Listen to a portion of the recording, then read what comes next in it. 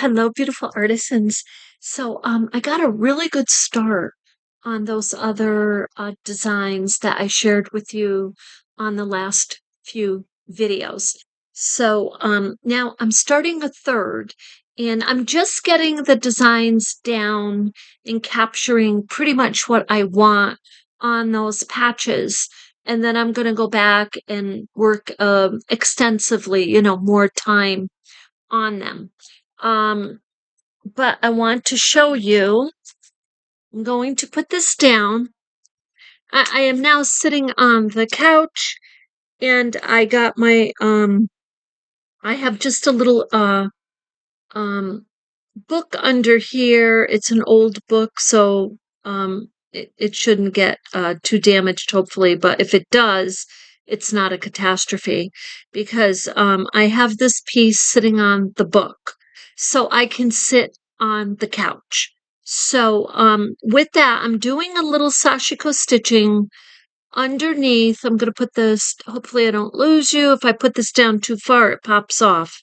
So I'm stitching right underneath this piece, and I'm going to just kind of bring the stitches, simple running stitch. This is all I'm doing right now. I'm going through all three layers.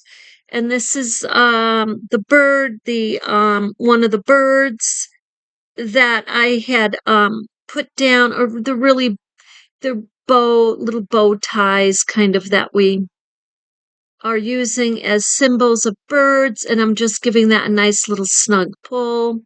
And you see, I'm just kind of leaving that fold like that for now. That's all I'm doing. Most likely all of this will be stitched right down, but I just kind of want to emphasize where I'm at with that fold, because I may want to do a little shibori with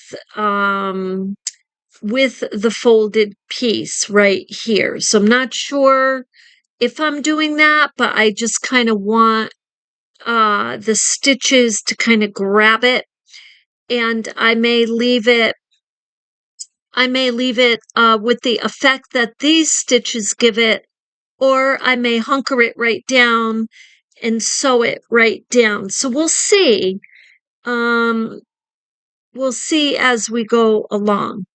So I love that right there. You can see, let me hold this up. You can see the piece kind of already, just with the emphasis of the stitches on its seam, where it was just naturally kind of folded because of the way we tied it with the bow. So I'm just kind of moving with the piece.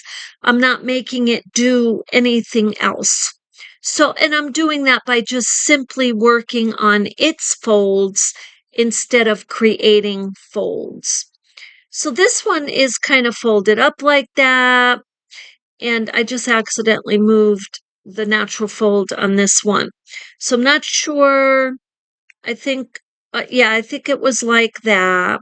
I think it was like that. That looks like a natural fold. I kind of moved it, but that's okay. Now I'm going to what I typically do on the bow knot is I just go through it for the moment. I just go through it. And if I'm going to stitch it down, I'll do that. So now you see I have a nice fold right here. And I'm just going to, again, just kind of work in that fold with a few little running stitches. And all it does is it just helps the fabric memorize the fold. Stitches are keeping that fold emphasized, keeping it there. So, and you can play around with like these stitches and kind of folding the fabric, and it's so pretty. It just as always is pretty. I can't even explain, but it just seems like it is. Okay, so that's nice. Now I feel like I'm kind of paying attention to this little fold here. And so kind of what I want to do. This is what I want to do. I feel like there's a little fold here, so I kind of want to catch that. So I'm going to just come through this side. I'm coming to the other side now. Whoops.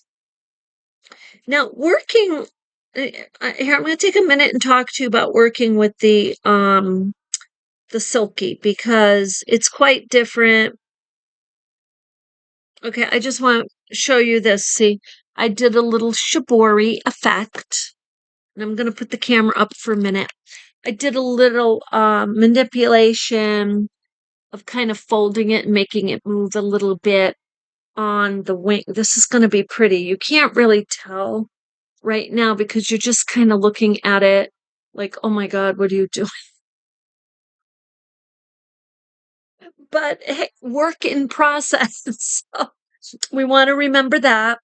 And yeah, but basically it's kind of going like this. It's going like an S. You see the S? You can see that. And so that S will be emphasized a little bit more and a little bit more. Now, there's a couple things. When you're working with silky fabrics, you want to make sure that if the thread is too thick, like this is still a very thin thread.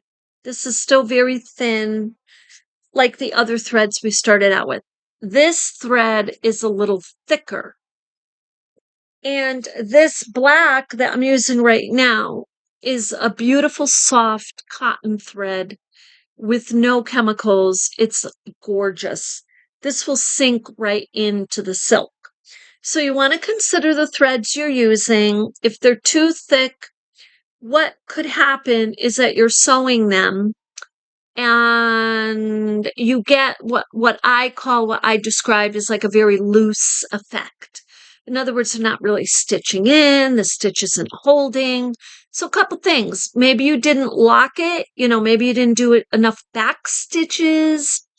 Maybe the thread is too thick, and maybe the needle's too wide also, or this is a thicker, close to medium weight, but it has the chemical, like the shiny stuff on it. So it could be just the thread, period. So, and again, when you're doing things like this, like the little Shibori effect, this is lovely. This is just a lovely, like you can't really tell right now because you're kind of seeing the little ripped piece there. But this piece, kind of emphasizing the wing, by the time we're done, that will look just adorable. And so we got the piece underneath it. Now putting a couple of stacks, especially when you're doing Boro inspired, like stacking your fabrics or having them, is perfect. It's going to make your sewing a little bit easier with the silky fabrics. Because another thing, the silky fabric is a little difficult to work with. When you pin it down, you notice it's kind of hard to keep it in its place. You might feel like it's bunching up a little bit. And now for me, so here, let me show, I'm going to take this needle out for the moment. And because I just really wanted to share the beginning, how I just simply follow the folds on the Shibori. That is the next technique I am working with.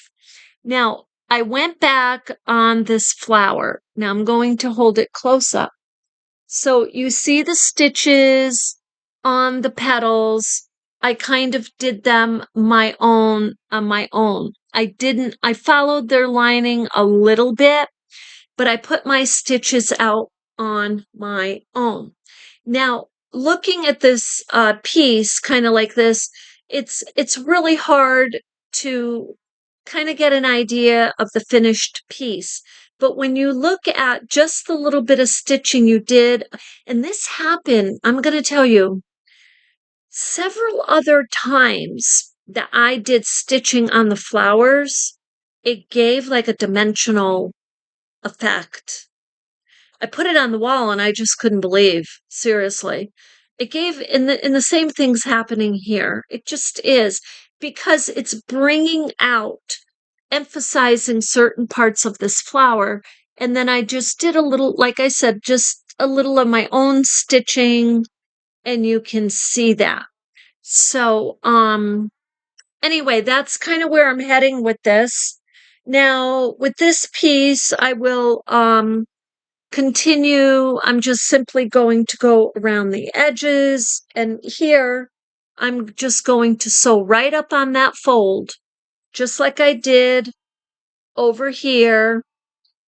You can see I just did running stitches and I just let it fold a little more, and that's the same thing I'm doing up here. So again, it's kind of like experimenting. There's no patterns. There's no absolutes. It's what your creativity and your heart is telling you on what to do. And the beauty of this is if you really don't like something you just stitched, just gently pull it out, because you can do that.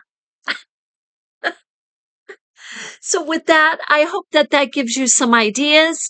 And so I will be doing, what's today? Thursday.